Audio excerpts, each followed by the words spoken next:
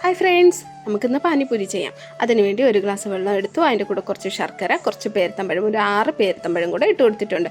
പിന്നെ ഒരിത്തിരി പുളിയും കൂടെ.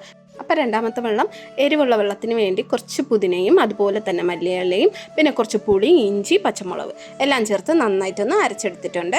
പിന്നെ ഒരു പാത്രത്തിൽ കുറച്ച് ചാറ്റ് മസാല, ഒരു സ്പൂൺ മുളക് പൊടി, അതിൻ്റെ കൂടെ ഉപ്പും കൂടെ ഇട്ട് പിന്നെ ആ എരിവ് വെള്ളത്തും കൂടെ ഒഴിച്ച് കൊടുത്തിട്ടുണ്ട്.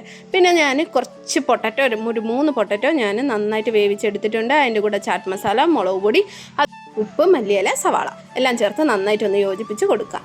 നമുക്ക് പിന്നെ ഈ സമയം കൊണ്ട് നമുക്ക് പാനിപ്പൂരിയൊക്കെ പൊരിച്ചെടുക്കാം. ഞാൻ ആ പാനി വന്നിട്ട് നന്നായിട്ട് ചൂടാറിയതിന് ശേഷം അരച്ച് പേസ്റ്റാക്കി അതും കൂടെ ഫിൽട്ടർ ചെയ്ത് മാറ്റിയിട്ടുണ്ട്.